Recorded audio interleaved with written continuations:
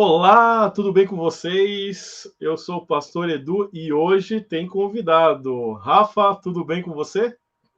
E aí, pastor Edu, como é que você tá? Fala, pessoal. Não sei nem se dá para chamar o Rafa de convidado, né? Porque já é da família, basicamente. Então, um amigo de jornada e é um prazer ter ele aqui para trocar uma ideia sobre esse episódio 3 de The Last of Us. Episódio É isso pesado, aí. episódio complexo. Chamei a ajuda dos universitários aqui para É me ajudar literalmente nessa conversa de universitário. hoje. E ainda sou cliente da faculdade que você dá aula ainda. É verdade, né? Muito bom ter você aqui, Rafa. Essa parceria Obrigado. aqui. Queremos continuar com essa parceria com você até o final da temporada, tá? Então não me abandone nos próximos Não, vamos junto. episódios aí, por favor. Vamos junto. A ideia é ir até o final da temporada aí, a gente Até o comentando final, sobre The Last of Us. como diria o locutor, haja o que hajar, até o final dessa Obrigado. temporada. Haja que Bom, haja. tivemos então o terceiro episódio de The Last of Us no último domingo e foi um episódio com muitos detalhes, né? Mas eu queria que você desse um panorama geral aí do que você achou do episódio, para depois a gente adentrar nos pormenores aí do que aconteceu no Tá episódio bom. 3.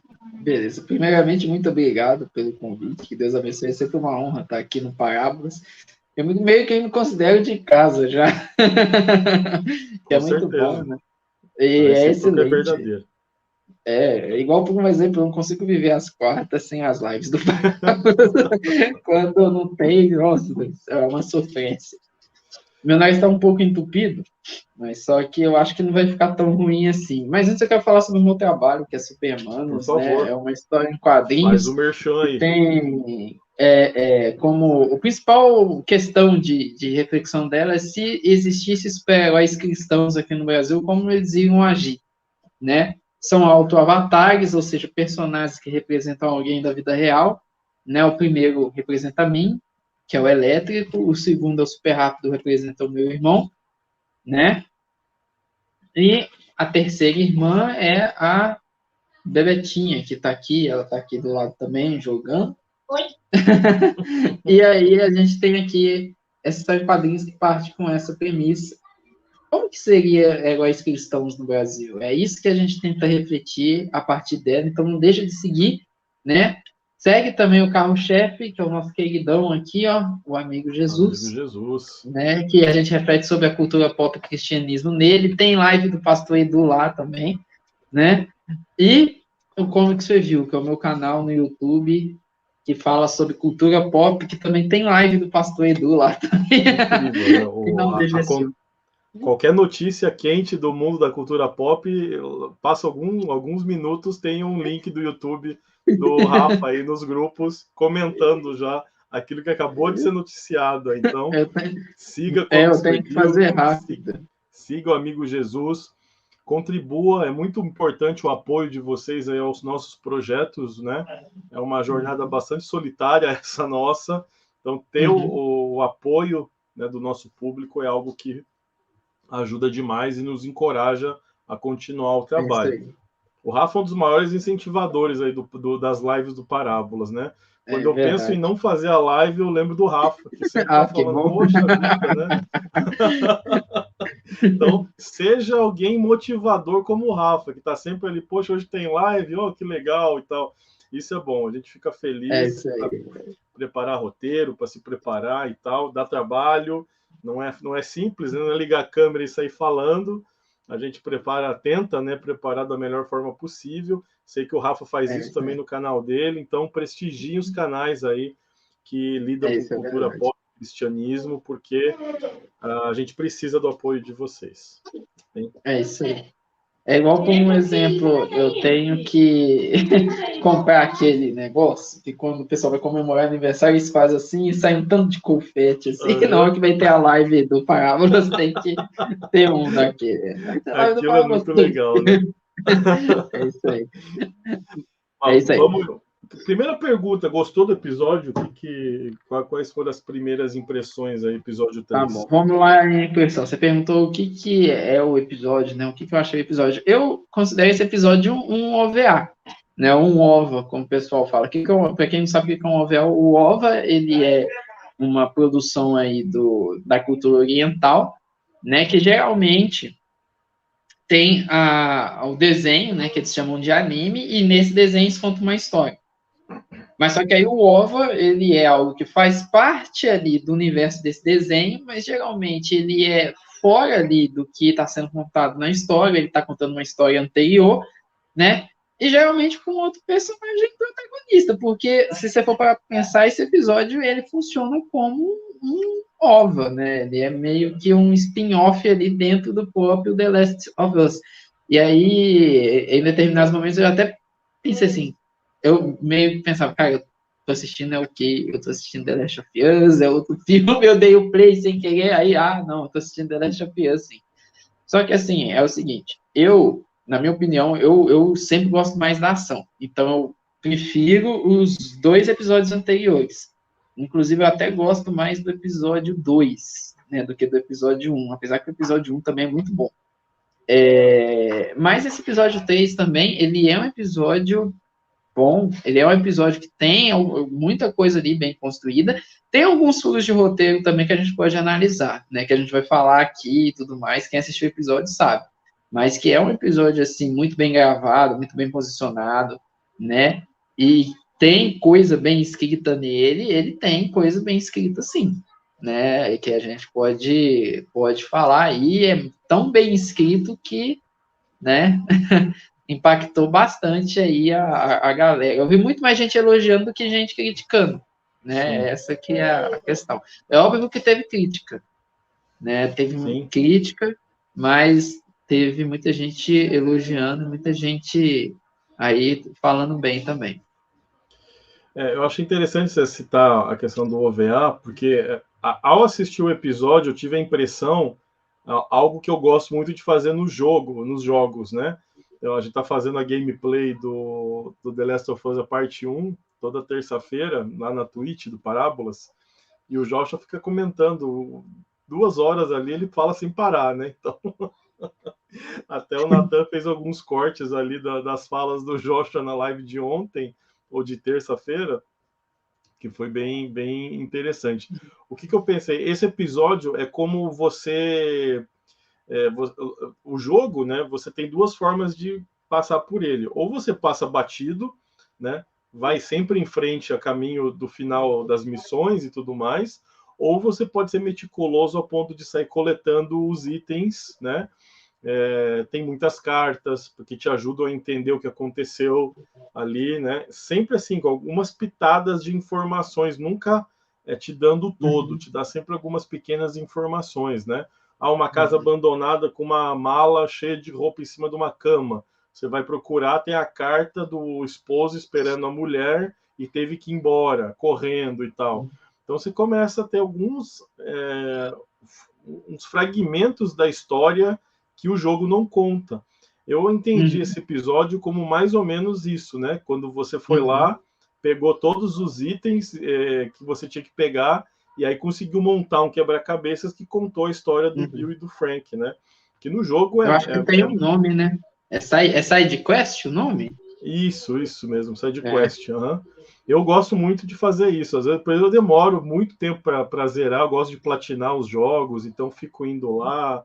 Alguns são impossíveis de fazer, mas geralmente quando não é tão complicado, eu vou atrás dos itens colecionáveis, procuro e tal, que eu gosto de ter a sensação de que eu completei toda a jornada, né? Não só zerei o jogo, né?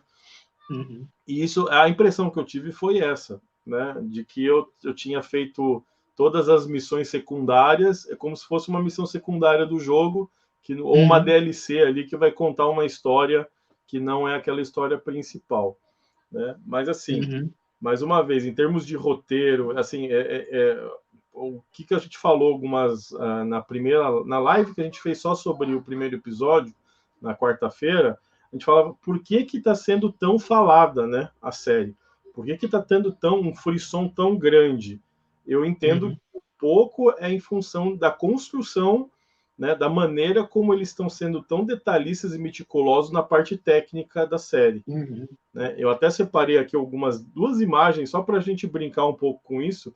Daqui a pouco eu vou colocar elas para a gente discutir isso, mas em termos de enquadramento, filtro de cores, a maneira como se filma, o enquadramento dos personagens, tudo isso está sendo uma aula de como você deve fazer um programa bem feito.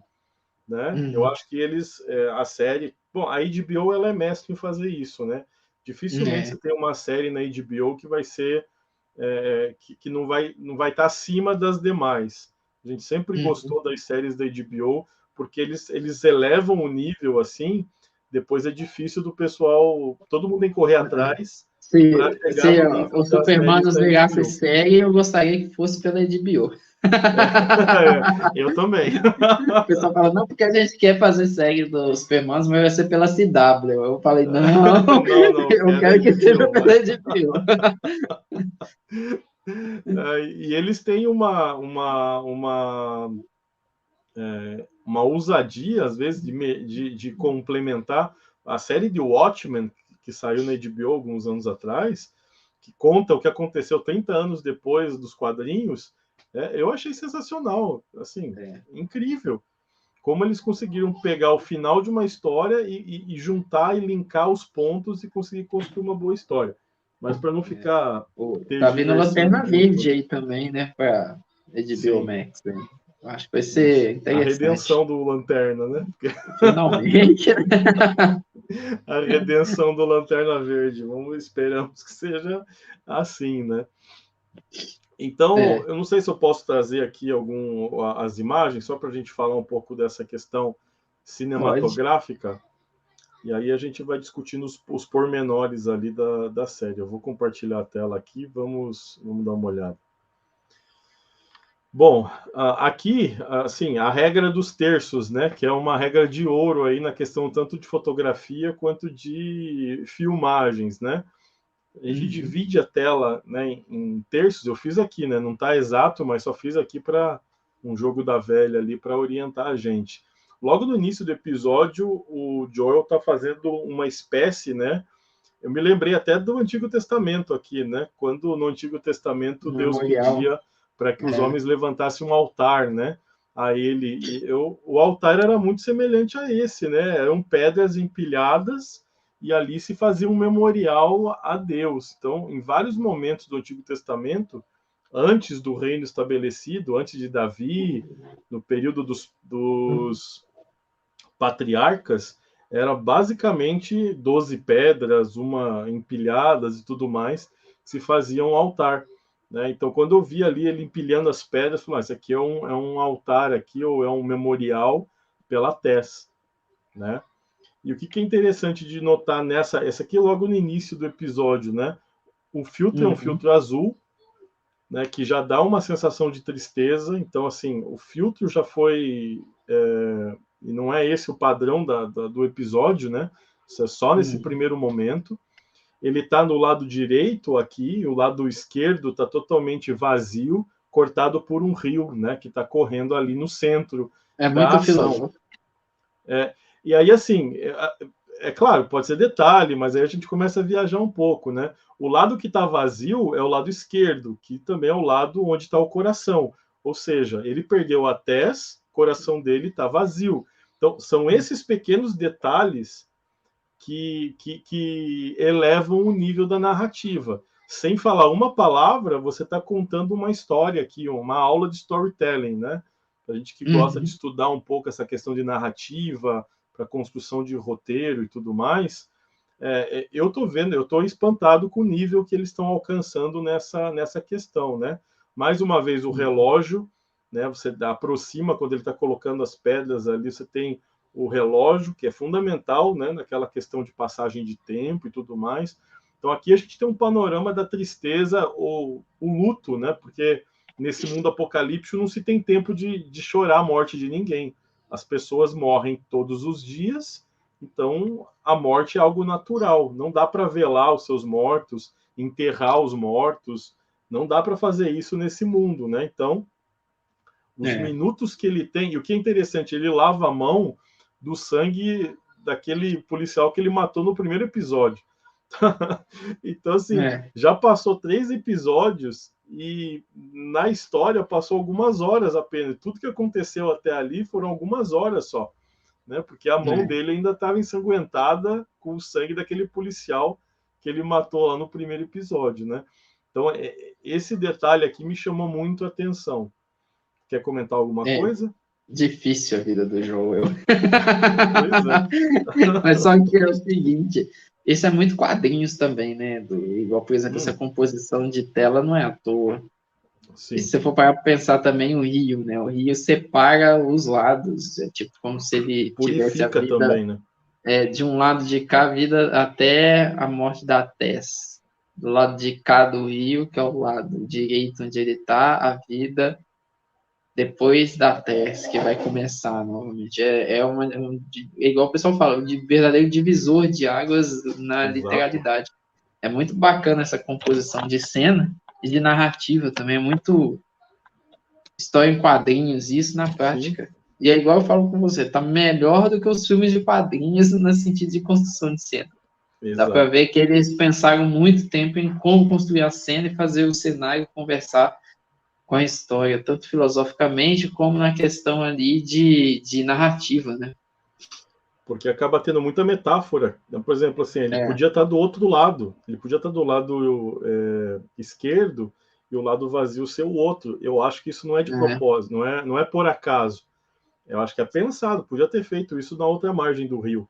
Né? Mas compondo toda a cena, a situação toda, a trilha sonora ela é maravilhosa, porque a música te leva a pensar a respeito daquilo e você, por mais que não consiga parar quadro a quadro para entender o que está acontecendo, você sente algo.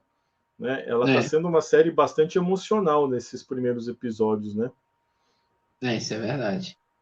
Ela passa, né, essa ideia dessa questão aí com a música, né? A questão do filtro também, que é um filtro mais de pesar, mas que é uma baita de uma composição, Não é uma cena assim à toa, né? Tá aqui por estar, é uma cena que só a cena em si passa uma mensagem. E interessante, não tem diálogo expositivo. Tipo, eu tô fazendo isso daqui por conta que eu perdi a tese. Você entende. É tão óbvio que você entende. Isso é muito interessante. Sim. Mostra como que houve um planejamento ali para fazer. O que não é falado faz parte também a pausa, o silêncio faz parte da história também. Isso eu acho muito bacana. Eu peguei mais uma só, para a gente não ficar também se alongando muito nisso, mas só para mostrar como muda a questão quando os dois estão, quando o Joe e a Ellie estão juntos aqui na caminhada. Pode ver que o filtro já fica um filtro quente, não tem mais aquele peso anterior ali, né? De algo mais escuro, mais o filtro triste. Zack Snyder. Mas meio Zack Snyder, né? Zack Snyder.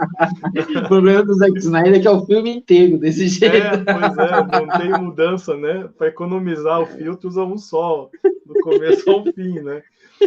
Então, aqui, por exemplo, os dois estão no centro, o filtro já fica mais quente, o que dá uma noção de emoção para a história, para a narrativa.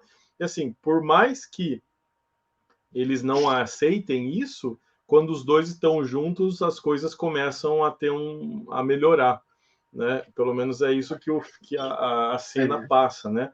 A ideia de que os dois estão se aproximando e o mundo deles vai se tornando um mundo mais quente, um mundo mais alegre, né? Com esperança quando os dois estão juntos. Um está dando sentido para a vida do outro nesse relacionamento, né? O Joe é um homem que só perdeu primeiro a sua filha, deve ter perdido muita gente ao longo dos 20 anos que se passam ali, e a gente não sabe o que aconteceu com ele, né?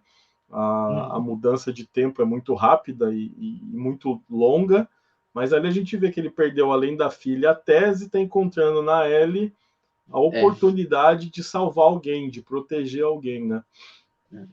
O Joe e o Thor podem andar de mão dada, porque eles só perderam. O Thor no MCU também, todo mundo que conhece morreu praticamente. Mas só que... De verdade. E aí o que acontece é o seguinte, uma coisa que a gente tem que pensar também é que nos outros episódios estabeleceu a Ellie como a luz. Mas sempre o Joe, quando estava perto da Ellie, ele estava no escuro. Tava Até nas sombras, né? o segundo episódio, quando a Tess está lá, a Tess não, a Ellie está deitada em forma fetal no sol, ele está na parte da sombra, e agora ele não está mais na parte da sombra, ele está na Sim. parte da luz, ou seja, está começando a ver que ele está começando a reconhecer algo ali na Ellie e ela está se tornando a luz dele. É isso também que passa nessa cena, que é mais uma cena bem pensada.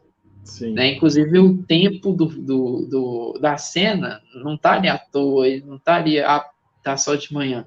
Tá de manhã porque tem um sentido, que é esse. E aí você vê mais uma vez o pessoal, quando estava na sala de roteiro, estava fazendo jus à sala de roteiro. Né? Diferente de She-Hulk, que parecia que não tem sala de roteiro. Porque, pelo amor de Deus. Eles até aparecem, né?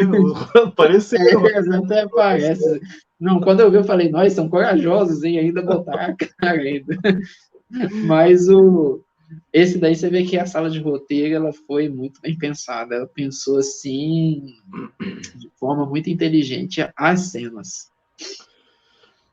Eu não sei se a presença do criador do jogo dentro da produção da série como um todo, isso contribui, né? Porque às vezes também alguém vai lá e pega o personagem, super-herói, o quadrinho e tal, mas não conhece a fundo aquela história, né? Eu já vi muitas vezes alguns, não assisti, não conheço o personagem. Vai lá e faz um filme do personagem que você mal conhece, né? Então, eu acho que ajudou ter alguém ali como um consultor, é o cara que criou o jogo, né? Então... É a mesma coisa, Edu, que por um exemplo chegar e um professor tem que dar... Tinha um bichinho subindo aqui em mim. O professor tem que dar uma matéria que ele não estudou para dar. Sim. Entendeu? Então, infelizmente, isso acontece. Aí acaba saindo. Eu não sei se você viu o vídeo que eu fiz sobre The Witcher, que um dos roteiristas ele deu entrevista falando que a maior parte do pessoal não conhecia a obra de The Witcher. E, além de não conhecer a obra do The Witcher, eles zombavam da obra. Aí só tinha um lá que conhecia e tudo mais. Então, esse que é o problema, às vezes, entendeu? Então, às vezes, o problema não é nem o personagem é bom, mas precisa ter alguém ali que respeite a história do personagem, né? Às vezes o roteirista pega uma oportunidade, vou entrar no estúdio, aí pega por pegar, mas não respeita o personagem, né? E o estúdio vai pagar porque tá pagando. Às vezes não tem como controlar tudo que tá saindo ali. Bom, então, assim, essas cenas é só para dar uma pitada de por que a galera tá, os críticos, aí o pessoal que faz as análises, né, mais profundas, os que ganham para fazer isso, né? Os que não fazem isso por hobby, como a gente faz. Um dia a gente vai ganhar também. Amém, em nome de Jesus. Recebo. Vai ganhar também. Tá Imagina você numa pré-estreia lá. Então, vou estar lá, né? Quando tiver pré-estreia de Supermanos, eu estarei lá, tipo o Július, né? Amém. Eu vou estar na pré-estreia. Aí pode lá, são 40 dias com Supermanos. Então esse pessoal tá maluco por causa dessas questões, que é difícil você ver uma obra tão... A gente percebe que ela foi planejada e pensada, né? As cenas não é um montuado, porque a gente está vendo uma produção de séries em ordem em escala industrial, né? O pessoal tem que vomitar uma série para alimentar as plataformas de streaming e tudo mais. Aqui a gente vê que tudo está sendo... Espero que continue até o final, né? Mas esses primeiros episódios, eles têm essa pegada de falar bastante sem usar o diálogo, né? E você, como quadrinista, entende mais essa linguagem do que eu, ainda que estou tentando estudar um pouco sobre isso aí para ajudar a gente no trabalho aqui com Parábolas. Você está entendendo muito bem também, Edu. Tá de parabéns. Muito gentil da sua parte, né? Essa cena aí é legal pra caramba. Então, os diálogos, né? Porque até então eles não conseguiam nem conversar, agora já estão até conversando, né? Ver que tá evoluindo aqui o relacionamento aqui do Joel com a Ellie, né? Meio que um Eu pai e tô uma querendo falar filha. uma coisa aqui, mas eu acho que é spoiler. O quê? Mas eu não sei, qualquer coisa a gente conta, né? Porque Pode falar. vai Não, ser pode falar. mais um pacote que o Pedro Pascal não vai querer entregar, né? Ah, é verdade. Quem entende, entendeu, né?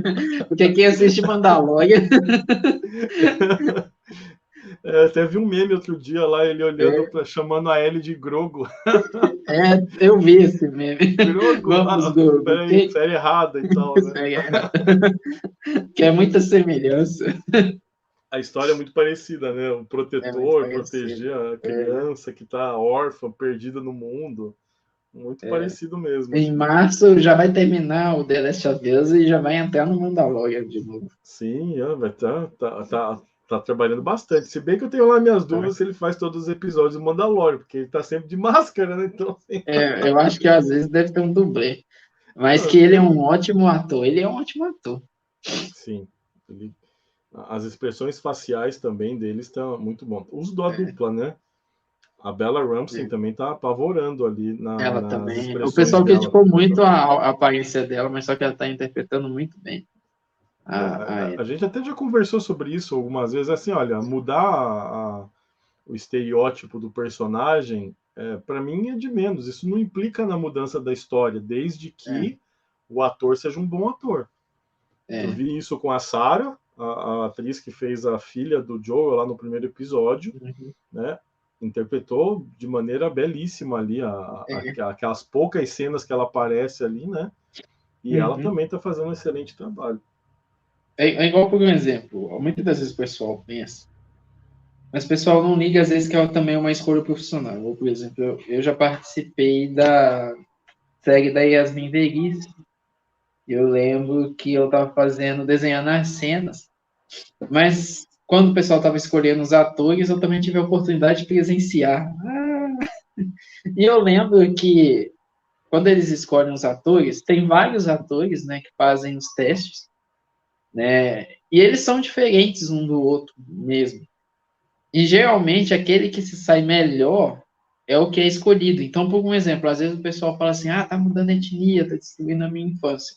Mas às vezes a escolha não tem muito a ver com a questão ali só voltada eticamente. É óbvio que tem alguns, porque tem gente que é de má índole que às vezes faz isso só para dar ibope, tipo assim, só para gerar notícia, né?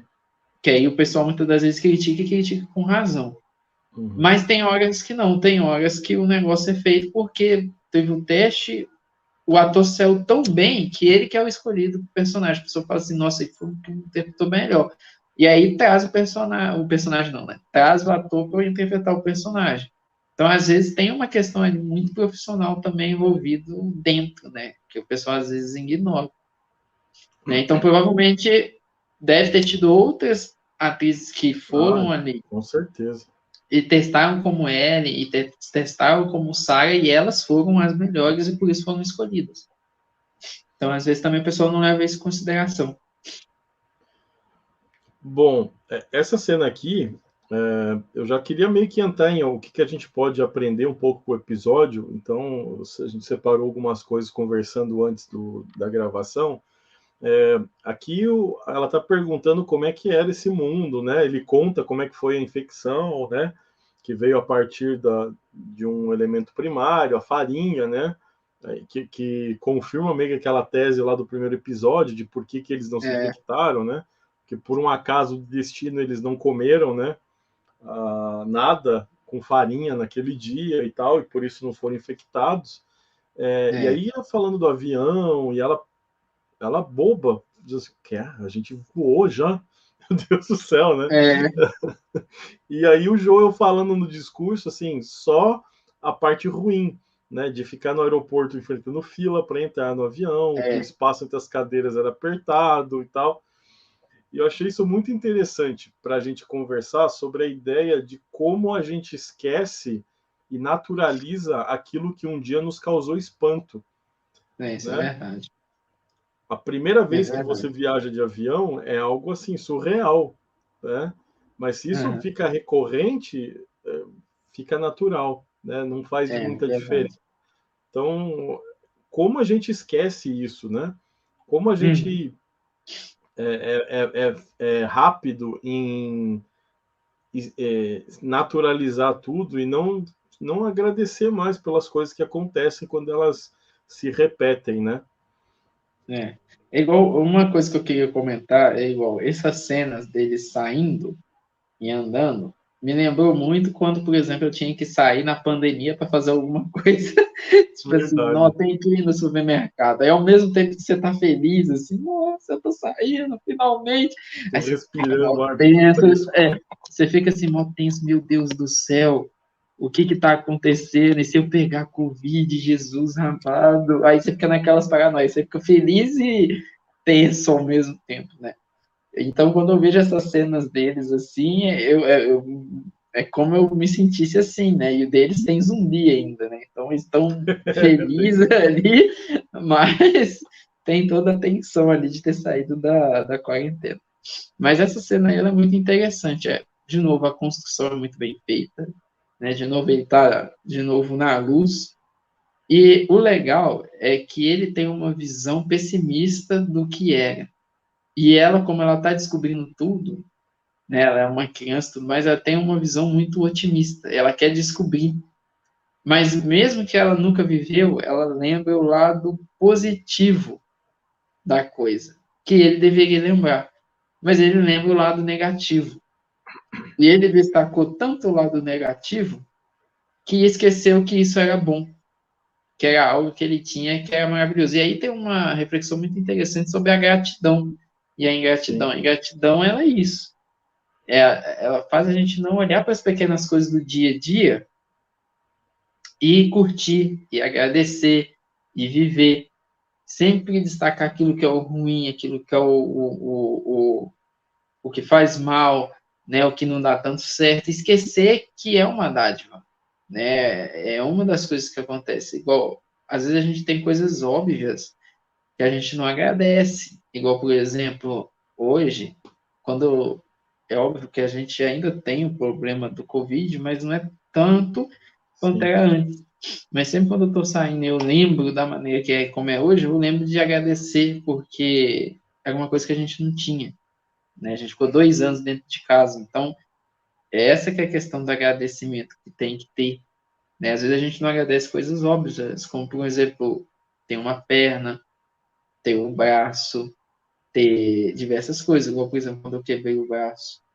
Né? Eu tenho um ferro dentro do braço aqui, porque meu braço quebrou o húmero e não dava para consertar com gesso. Então, teve que entrar aqui e colocar uma barra de titânio. Eu até falo que eu sou o soldado invernal. Ah, eu tenho um braço de vibrânio. Mas só que quando eu lembro que o braço ficava parado, muitas das vezes a gente não valoriza o braço por estar aqui, e como ele sempre esteve aqui, a gente não valoriza, mas depois que acontece alguma coisa, a gente passa a valorizar mais. Então, essa cena, ela fala um pouco sobre isso, sobre essa questão da valorização, né? Que ela está valorizando algo que era bacana, e que ele perdeu, e que mesmo depois que ele perdeu, ele ainda não consegue valorizar aquilo que ele tinha no mundo, ele só consegue ver aquilo que é negativo. E aí você vê que ela vai trazer essa mudança de perspectiva para ele também. Aí eu vou passar para você, senão eu falo. Não, que é isso. O convidado tem primazia para falar aqui. Essa discussão é realidade porque ele vai fazer isso de novo no episódio, ao final do episódio, quando eles entram no carro, né? Que ele recebe ali do Bill. Bora, Assim, Bill. isso aqui fica muito legal. Essa cena aqui, esse frame aqui ficou muito legal. Porque dá para Ficou. ver o fascínio dela de estar andando de carro, né? Uma coisa absurda. Nunca andei de carro, né? Tem até uma parte ali onde ele coloca o cinto. Ela, o quê? Tipo assim, ela não sabe que é um cinto de segurança, né? Aí o Joe vai lá, puxa e coloca assim, pô, é verdade, ela nunca usou um negócio desse, né? Se fosse brasileiro, ia falar, tipo assim, pra que eu vou usar o cinto? Estou no apocalipse zumbi, ninguém dirige. Pois é. Cuidar com a segurança ali no trânsito, num lugar que não tem carro, né? Basicamente, né? Não tem trânsito, não tem nada, né? E aí, de novo, né? Ele fala, um carro. Ele, não, é só um Chevy, não sei o quê, 1900 e tanto, e já falando que o carro é uma droga, mas vai dar pro gasto e tal, né? Então, de novo, né, ele recebe uma graça, basicamente ele recebe uma graça, né? Porque assim, ele ganha o carro que ele precisa. Aí a gente pode discutir essa questão do roteiro aí, né? Talvez não, aqui eu vou falar um pouco, porque, querendo ou não, o pessoal tem visto alguns negócios no roteiro, né? Teve pessoal que emocionou lá na questão, tem coisa para ser elogiado, né? Mas assim, isso é um Deus ex machina, né? Sim, que ele acha o carro tá com a bateria lá intacta, para ele é um Deus ex machina, não tem como. Ele ganha ali. Mas aqui, mais uma vez, você vê o rosto dela fascinada em estar entrando num carro velho, e ele assim, puxa vida, esse carro velho, né? Então assim, eu penso muito na gente como cristão na igreja. Quando a gente entra na igreja, geralmente a nossa cara é a da Ellie, né? Tudo que acontece no culto é uma bênção, tudo que o pastor prega é maravilhoso, o louvor é lindo e tal. Fica um tempo ali, a tua cara já fica igual a cara do Joel ali, né? Puxa, isso é verdade. Passa uns 2 ou 3 cultos, nossa, mas essa igreja tem esse problema. Nossa, mas o pregador demora. Nossa, o louvor é arrastado. Mas essa igreja, nossa, vamos para a igreja. Não, vai dar para o gasto. Culto da minha igreja dá para o gasto. Esse pregador aí, não gosto dele. Essa pessoa que canta no louvor, não curto também e tal. Para a gente pensar um pouco sobre isso, né? A ideia daquele primeiro amor que todo mundo fala tem a ver com isso, né? A capacidade de continuar sendo impactado por aquilo repetidas e repetidas vezes, né? Ela tá com uma cara de criança muito feliz ali. Tá, assim, meu Deus, o que é isso, né? Maravilha. E ele tá com a cara, tipo assim, mas que droga. Não tinha um carrinho melhor, não. A viagem vai ser longa, né? Então, assim, tanto no caso do avião quanto no caso do carro, a visão pessimista dele com relação à realidade faz um contraponto com o otimismo de alguém que nunca viveu aquilo, né?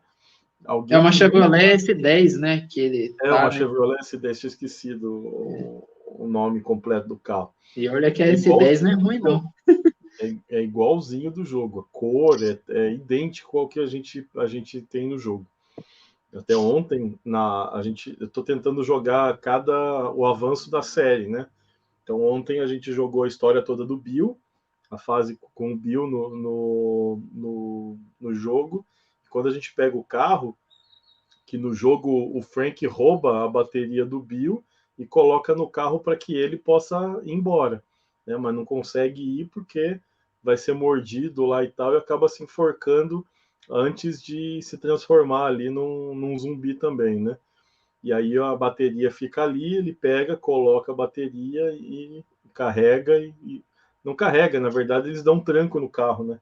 Você tem que empurrar o carro para ele dar partida no carro enquanto está correndo, o Joel e o Bill empurrando o carro para pegar no tranco e eles conseguirem ir embora. Então, tinha que ter a frase bora, Bill. Bora, Bill, exatamente.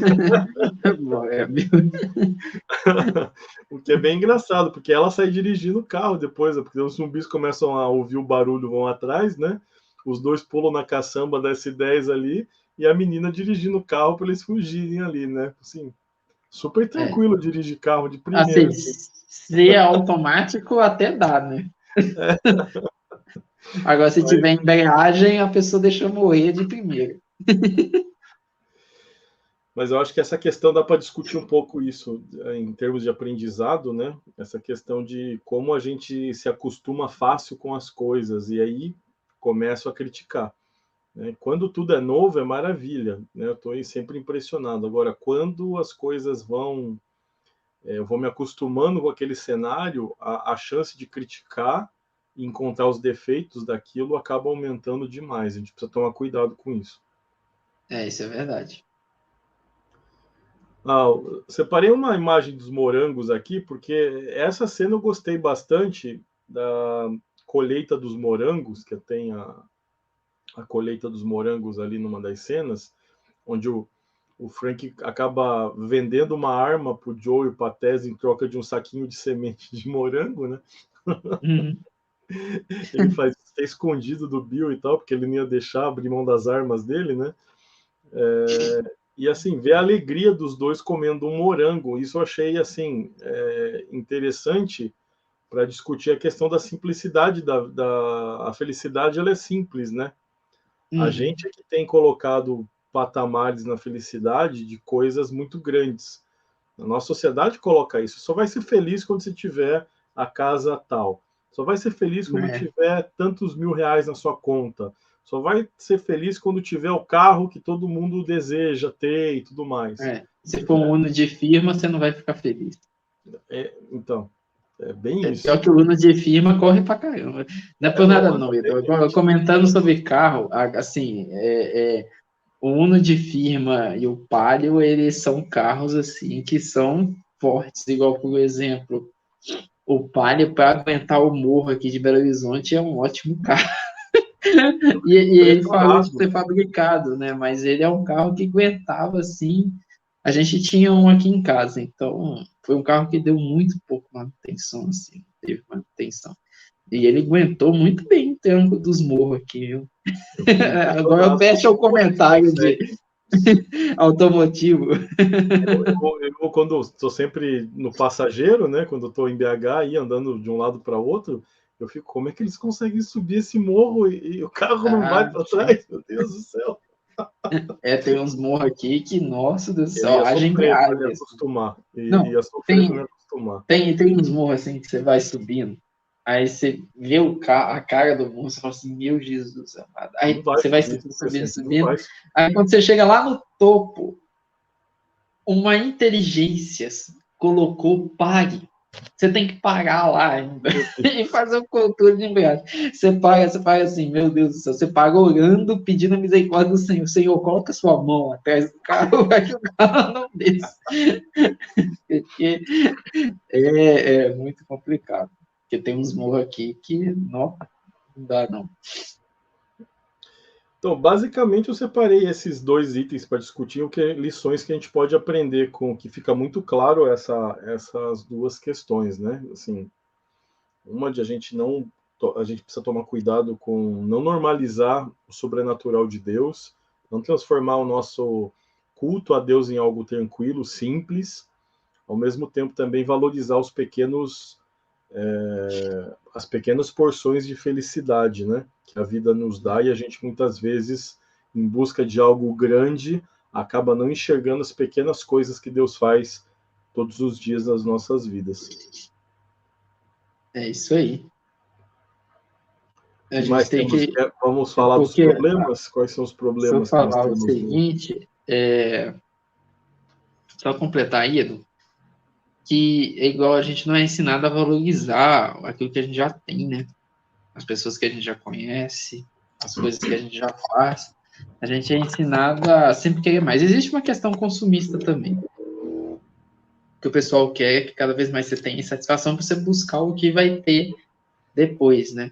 Mas cada vez mais a gente tem, assim, desvalorizado aquilo que a gente já tem, o jeito da vida que a gente tem, e esquece, às vezes, de valorizar a temporada da vida que nós estamos vivendo. Eu sempre tentei viver bem a minha vida, aproveitando o máximo, mas mesmo aproveitando o máximo, tomando melhores decisões e valorizando as pessoas que eu conheço, às vezes eu olho para trás e falo assim, nossa, eu poderia ter feito isso melhor lá atrás, ou ter feito isso já que eu sabia que talvez seria a última vez que eu estaria, assim, conversando com essa pessoa ou vivendo isso, né?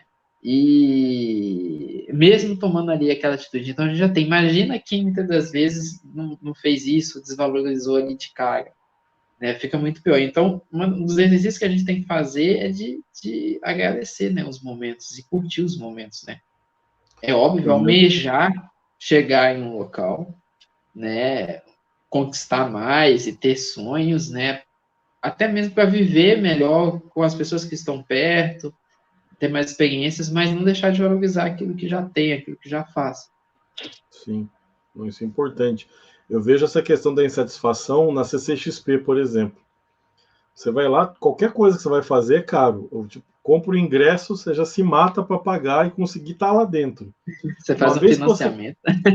uma vez que você está lá dentro, aí você começa a ver assim, olha, mas existe a credencial Plus, que te dá acesso a áreas exclusivas, a entrar antes que todo mundo nas atrações, a ter um assento lá no palco Thunder, onde acontecem os grandes anúncios e tal, que a galera dorme na fila para conseguir um lugar lá no teatro, lá, né, para poder acompanhar os painéis das grandes marcas ali, né?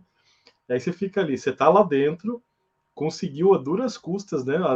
Paga a viagem para ir até São Paulo, tem que pagar hotel, paga a inscrição, e tudo lá dentro é uma fortuna. Você já devia estar muito feliz de estar lá dentro. Mas você É começa a ver verdade. as outras credenciais e o povo que está nos mezaninos tomando lá o seu refrigerante, com alguém servindo a comida para eles lá, enquanto você está espremido no meio da galera lá para poder chegar perto do povo, você fala, pô, eu queria estar naquele lugar ali, né?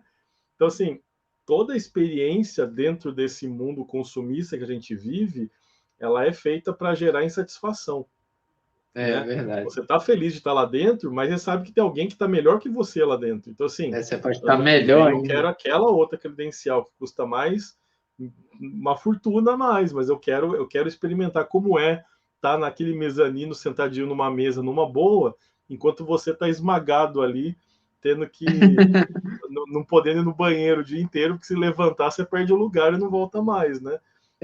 Isso Então, que a gente não imagina, a gente imagina também, a gente estando no palco apresentando algo nosso. então, sempre vai ter assim, mas veja bem, você está aqui, mas se você pagar aquele outro, você pode estar nos bastidores lá e pegar um autógrafo do teu ídolo e tal, né? Então, assim, sempre vai ter alguma coisa para te deixar insatisfeito, né? As É, empresas de celular lançam 3, 4 modelos, né, com vários preços. Você compra o de entrada, tem o Plus, tem o Ultra, tem o Mega, tem o e tem Max, performance. e aí você, não, mas o meu também é o mesmo número, o meu é o 20. Não, mas tem o 20 normal, tem o Plus, tem o Mega, tem o Ultra, e aí você fica, É, poxa, quando eu crescer eu quero ter o outro lá e tal. Então, assim, é assim mesmo. se a gente se pautar pela sociedade, a gente está lascado. A gente tá Nunca vai ser lascado. suficiente e a gente nunca vai estar satisfeito com nada. É, isso é verdade. A gente nunca vai estar satisfeito. Tem também a questão aí, né, que Deus colocou no homem a busca pela eternidade, né? Então, por isso que a gente também tem essa busca. Mas é para buscar nele. Mas quando Sim, você não tem ele, você muda o foco, você busca nas coisas. exato. Nas É isso, pessoas, nas coisas, sempre no lugar errado, né? é isso aí. Sempre no lugar Maravilha. errado. Eu achei que a gente ia gastar uns 15 minutos para falar, já deu 47. Então, assim, né?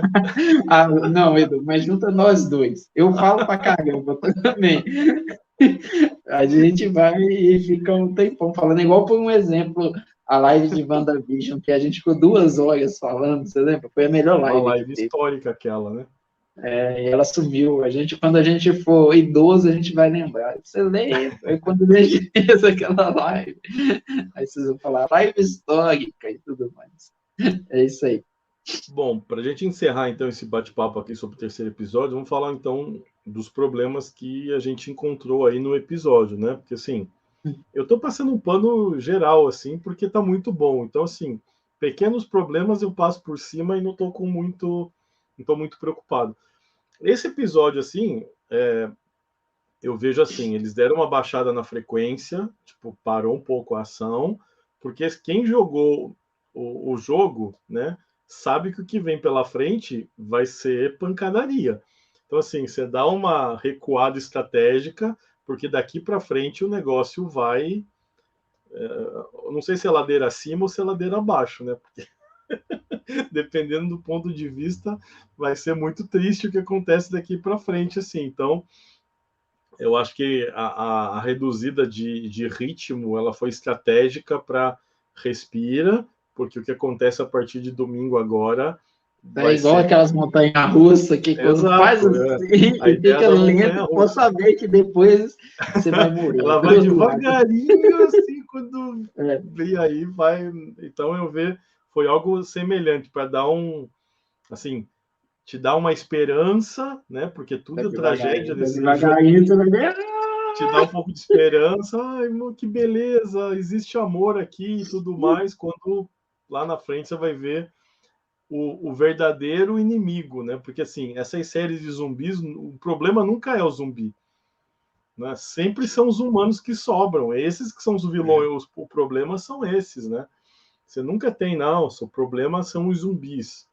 Nunca foi. O problema é os que É o sobram. ser E esses humano. são perversos de fato, né? Então, um pouco disso que a gente vai Mostra ver a bem a partir. face do pecado, né? Exato, exato. Mas assim, o que eu achei essa questão assim que é difícil de acreditar é a paz e a tranquilidade que o Bill e o Frank vão viver naquele lugar, né? É, isso é verdade. 16 anos foram incomodados. Claro, pode intrinsecamente pode pensar, não, eles foram várias vezes vieram pessoas tentarem invadir e eles conseguiram repelir todas as vezes, né? A gente viu um caso só na série, né? E assim, mas estava muito perto de um grande centro de Boston ali, a cidade não está longe, né? Porque É, o Joe, a Tese, eles chegam, o Joe e a Ellie chegam lá em pouco tempo, né? é. Assim, eles não levam semanas para chegar num vilarejo longínquo, né? Deve estar ali uns 20 quilômetros, talvez, de Boston. Então, assim, como que essa cidade sumiu no radar? É, Ninguém viu essa cidade, ninguém passou por ela para, né? O jogo tá cravejado de jeito o tempo inteiro. É zumbi, eu é vi lá. humano, tem de Ah, por tudo lá. falar nisso, eu comecei a assistir vocês jogando a parte Tá? 3 do jogo para fazer a live aqui. O Joshua fala muito na live, não consigo prestar atenção no jogo, é complicado. Ah, mas o início lá que eu vi que você estava saindo do museu onde a Tess morreu, você estava porradeiro pra caramba. Eu falei, ó, o Edu é porradeiro. Eu tô acostumado com Assassin's Creed. Ali eu sei se eu sou rateiro e tal, mas essa é a mecânica um pouquinho mais complicada dele. Aí eu tô me acostumando ainda. Já melhorei bastante. Os primeiros tava mais difícil. Agora eu já tô acostumando um pouco a mecânica do jogo. Não quis começar no fácil, já começamos no normal ali, né? Então já tô apanhando um pouco ali, mas a gente vai. Já passamos do terceiro, vamos pro quarto episódio agora. É, Então eu achei que isso foi algo assim, a solução encontrada tá. É um lugar que ninguém foi atrás. Mas no isso mundo é um como esse, a furo. gente sabe que não acontece isso, né? O Walking Dead Isso é está um ali furo. para lembrar a gente. Nenhum lugar que você se esconda, você vai ficar escondido por muito tempo. É, Ou os zumbis é, vão invadir, ou os humanos vão tomar aquele lugar porque é melhor do que onde eles estão. É um instinto de né? sobrevivência, né? Tem uma questão, tipo, aí, primeiro, a questão de alguém estar indo lá, e segundo, não é possível que nas casas vizinhas não tinha um zumbi. O Bill matou todo mundo, então, e mesmo com a questão de não ter um zumbi, o fungo não tá lá, né? Pois é. Porque não faz sentido. Realmente ficou assim, a cidade ficou totalmente vazia. A menos que o pessoal da Fedra tinha matado todo mundo, que eu acho que é muito difícil. E não tem nenhum vestígio de fungo nem nada. É aí que tem uma crítica que eu faço a esse episódio, né? Ele é um OVA, ele é algo muito bem feito, muito bem construído, mas ele tem seus defeitos. Igual por um exemplo, eu acho que quando sai do núcleo do Joel e da nossa querida Ellie, quando passa para o Bill, acho que já muda muita coisa. E parece que você entra numa outra produção, né? Parece que você está assistindo uma outra coisa, essa é a verdade. Não só na parte, igual o pessoal fala aqui, quando tem o Frank, mas na parte quando começa ele. A música é diferente, a forma de filmar é diferente. Parece até que foi feito por outro diretor, algumas partes. Não pelo diretor que estava sendo feito. Né? Então muda. Então parece um filme dentro de um outro filme, ou uma série dentro de uma outra série, né? Então, essa que é a primeira questão. A segunda questão tem algumas coisas, né? Eu acho, assim, que o romance ele aconteceu de uma forma muito rápida, porque o Bill, ele era alguém que era desconfiado. Aí chegou o Frank, né? O Frank caiu lá no buraco do Bill e o Bill tirou ele e aí, quando vê que não acontece um negocinho, aí, pá, já apaixonou. Por ele ser um cara mais desconfiado, mesmo que tem atração, a pessoa que é desconfiada, quando ela tem atração, ela vai tendo atração, vai deixando a atração vir gradualmente. Não é uma coisa, tipo assim, imediato.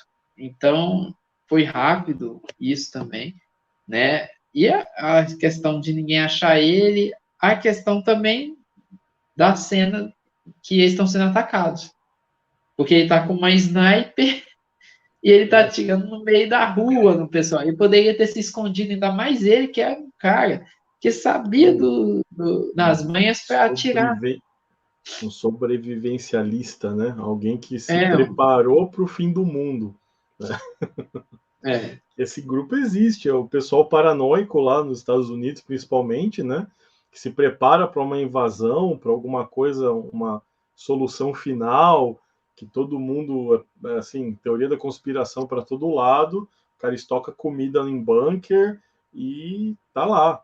Todo mundo dá risada do cara. Nesse caso específico do Cosmos da série, o fim do mundo que o cara estava esperando aconteceu.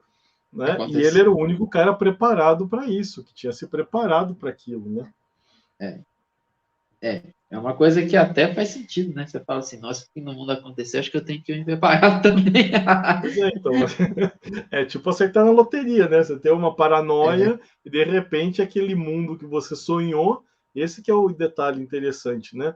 O Bill era alguém que ansiava por aquilo, para provar para o mundo que ele estava certo. Quando acontece o expurgo, né, que matam a população excedente que não vai lá para a zona de quarentena e tal, o Bill conseguiu o que ele sempre quis, ficar sozinho, né? Por 4 anos ele vive tranquilo. Só... Outra coisa que eu achei complicada é como é que ele conseguia mantimento para tanto tempo, né? A impressão que dava que eles estavam saqueando o restaurante da vila e tal, mas assim, nada sobrevive por 20 anos, né? Nada fica tanto tempo, por mais que seja não perecível, chega uma hora que estraga. Né? E o cara tinha aqueles pratos magníficos ali e tal. E no primeiro dia o supermercado já desligou a energia, nem para ter ficado ligada por um bom tempo. Então, e ele ia lá e não encontrava zumbi também, né? Tava tudo vazio. Zumbi foi tudo para Boston. Estavam tudo em Boston, né? Ele foi fortificando o lugar, mas assim, os errantes matavam um ou outro que caía nas armadilhas dele ali, mas assim, pouco, né? Pelo que a gente já viu nos primeiros episódios. Por isso que destoa. Porque tem um momento que acaba o zumbi, parece de fato, parece que você está vendo um filme de romance, não parece que você está vendo uma coisa do The Last of Us. Tudo bem que a proposta deles é contar uma outra história, né? Mostrar que pode haver uma felicidade mesmo no fim do mundo. Alguma coisa nesse sentido foi a ideia deles, né? De contar a história dessa forma. Mas, assim, acaba não sendo 100% condizente com o que está acontecendo nos outros núcleos da série, né? E um oásis no meio do deserto, mas não tem justificativa para esse oásis ser dessa forma, né?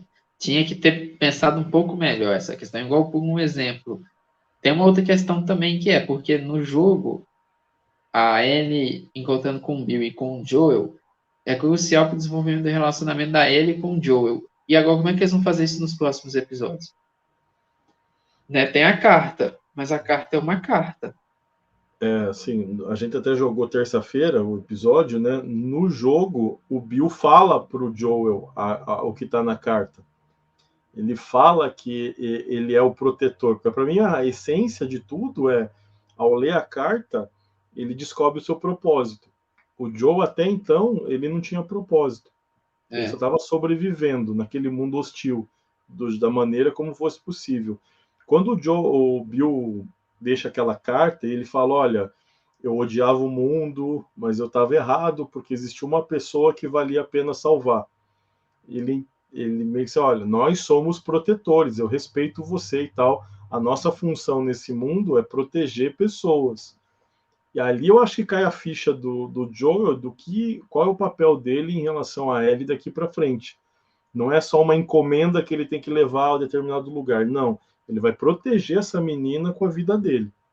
Isso é verdade. Então, eu acho que há uma mudança de chave importante aqui, que assim, olha, não sou mais alguém que está só realizando o último desejo da Tess. Não. O meu propósito eu descobri aqui nessa jornada e agora a minha função é proteger essa menina. No jogo, o Bill fala isso pro Joel, num canto lá, e ali na série, a solução que eles deram foi o Bill escrever aquilo para que o Joel pudesse ler. A carta. O efeito acaba sendo parecido, né? Porque foi falado de alguma forma, né? Mas basicamente é isso sobre o episódio, né? Comentar mais alguma coisa? E tem a questão da resolução final, que eles fizeram fazer meio que filosófico lá, a questão de Shakespeare, né? Uma saída shakespeariana, né? Shakespeariana, que é dos dois, né? Que é uma coisa meio complicada também, né? Muita coisa complicada, né? É romântico a pessoa, quando a outra morrer, ela se suicidar também, então, né?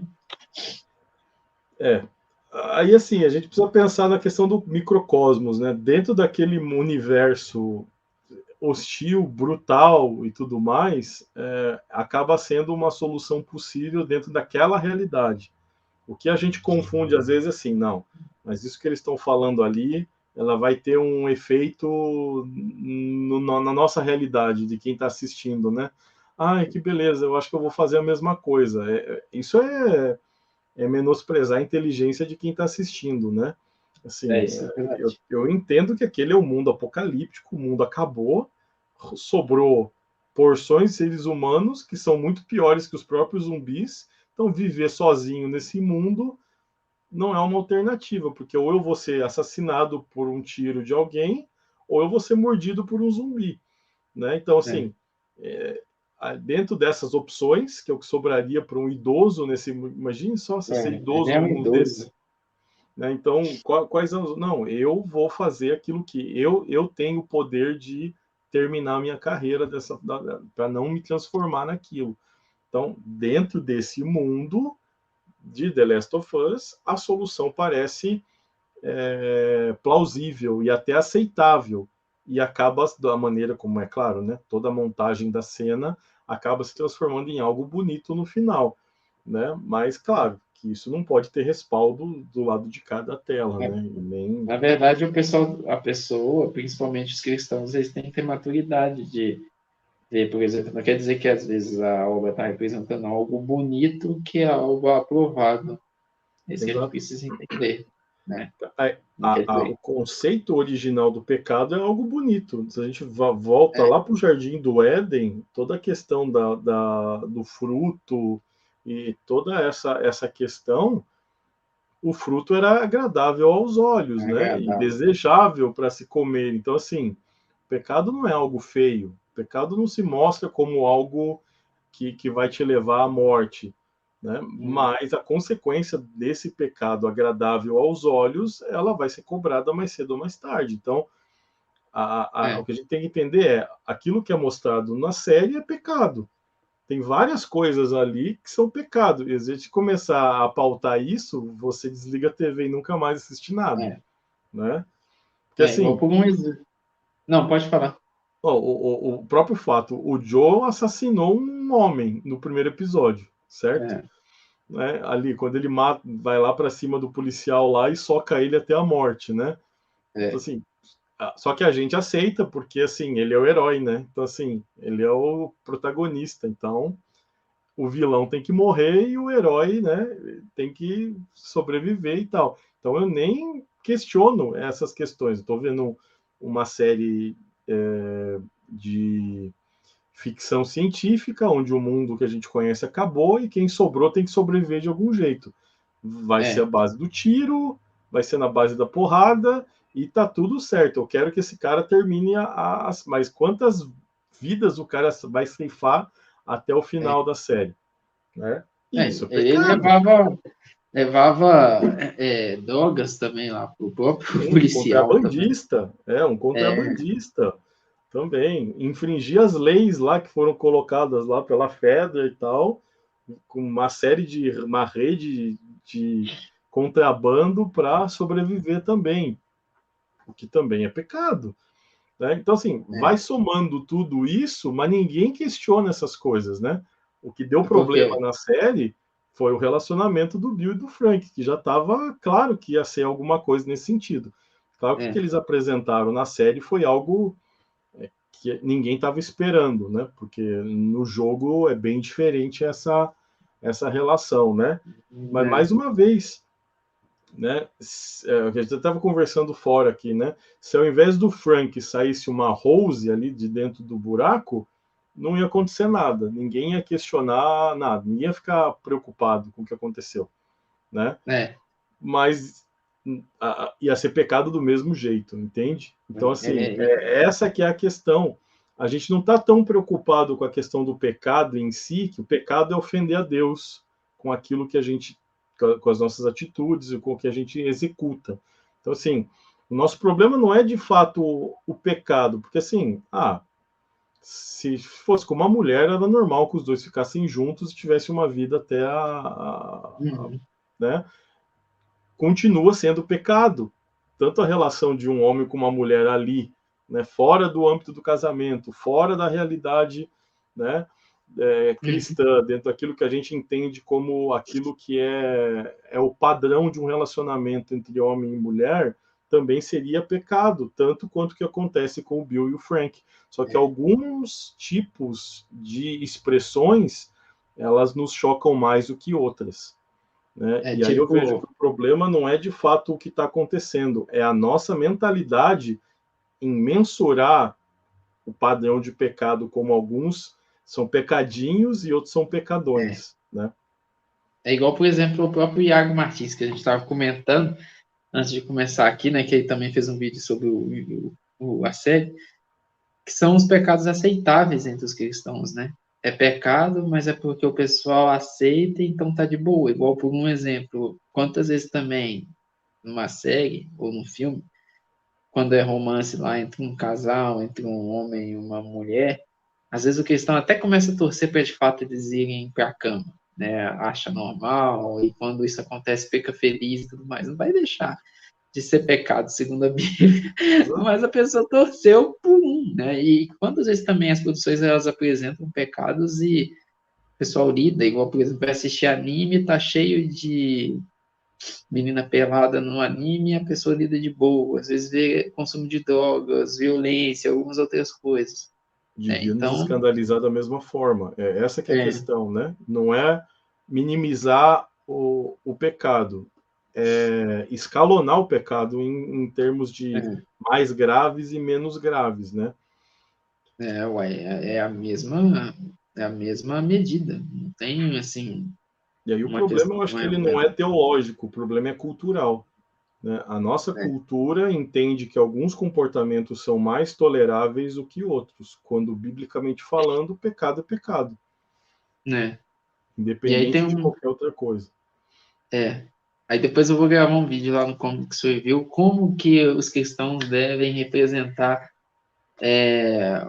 o pecado em suas obras. É um vídeo polêmico, mas a gente tem que gravar. Boa, porque tem gente que acha que as histórias em quadrinhos ou qualquer coisa cristã nunca pode representar algo assim. Será que pode? É uma coisa que pode questionamento aí para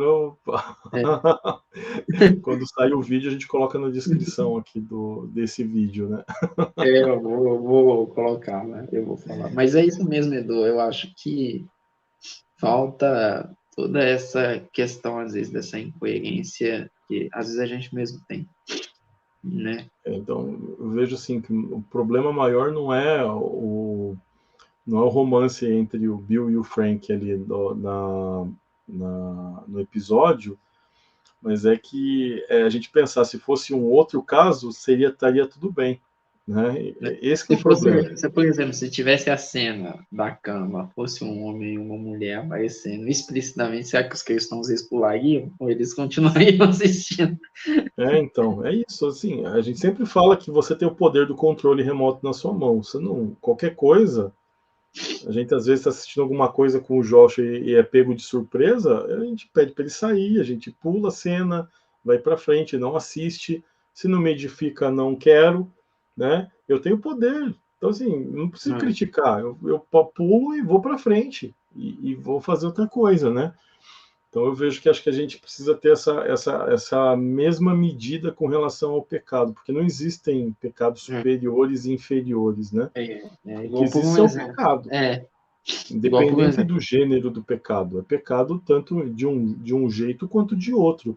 E o fato de um escandalizar e o outro não, fala mais a meu respeito do que da prática em si. Isso é verdade. Então, só para a gente... Já que a gente topou o desafio de falar do episódio, vamos até o fim com isso, né? Peraí, eu acho que eu esqueci. Peraí, deixa eu lembrar do que eu ia falar. Meu Deus do céu. Aproveitando, então, não se esqueça de se inscrever aqui no canal do Parábola, se você ainda não é inscrito, e no canal do Comics Review aqui do Amigo Jesus aí, também. Gente. Beleza? Por favor. No nosso canal. Esse vídeo estará nas duas plataformas, então você vai poder assistir ele aqui no Parábolas e também no canal do Rafa. Então aproveita, se está assistindo no canal do Rafa, clica no sininho aqui, curte. Viu? Fiz um merchan aqui enquanto você lembrava que você ia falar. Mas só que é o seguinte, é igual por um exemplo, cenas de nudez. Eu tenho até que gravar um vídeo sobre isso no Como Você Viu, mas são cenas que realmente fazem mal para todo mundo, independente do jeito que são, entendeu? Então, mesmo se fosse uma cena heteroafetiva, né, ou uma cena igual foi ali, ela traz consequências que são complicadas ao cérebro, né? Você estudou sobre essa questão, né? De que essas cenas trazem. Então, são coisas que a gente tem que falar, né? Independente daquilo que é. Mas muitas das vezes o cristão acaba aceitando quando é do lado que ele apoia. Uhum. Mas são os dois ali que traz consequências ao cérebro que não são boas quando a pessoa está vendo. Acho que é isso. Matamos o episódio. Tem mais algum comentário? Acho que a gente conseguiu, né? Eu acho que a gente conseguiu. 15 minutos que se tornou 1h12. 30 minutos, só meia hora a gente começa e termina, desenvolve e não deu, mas tudo bem. Semana que vem tem 4º episódio e a gente vai tentar de novo ser sucinto e provavelmente fracassaremos. A gente não vai conseguindo. Se conseguir, tem alguma coisa de errado. O episódio foi muito ruim e a gente não teve nada para falar sobre ele. Não, mesmo se for muito ruim, a gente vai ficar só criticando.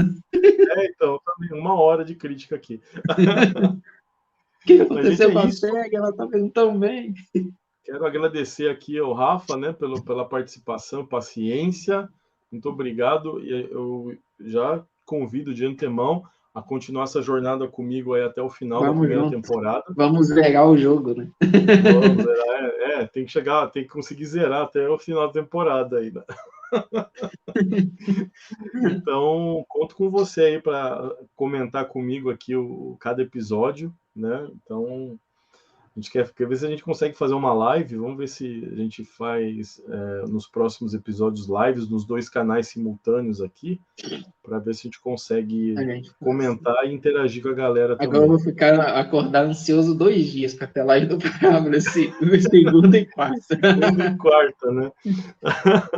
Mas vai ser legal. Acho que estou bem empolgado aí com essa análise semanal de episódios. Dá trabalho, mas eu acho que vale a pena. Considerações finais, meu amigo, agradecendo mais uma vez pela sua presença aqui no canal. Eu que agradeço, Edu, é uma honra estar aqui, é uma honra assistir você e é uma honra participar com você também. Né? Obrigado a todos que assistiram, todos aí da comunidade do Parábolas, que Deus abençoe, pessoal também da comunidade Comics Review. Se inscreva aí no canal do Parábolas Geek, não perca a live de quarta-feira, que é sensacional. Você não pode passar dessa vida sem ver e você não pode passar as quartas-feiras sem ver. É melhor que o programa da Globo, não deixa de Opa, assistir. olha só, fico feliz com a notícia.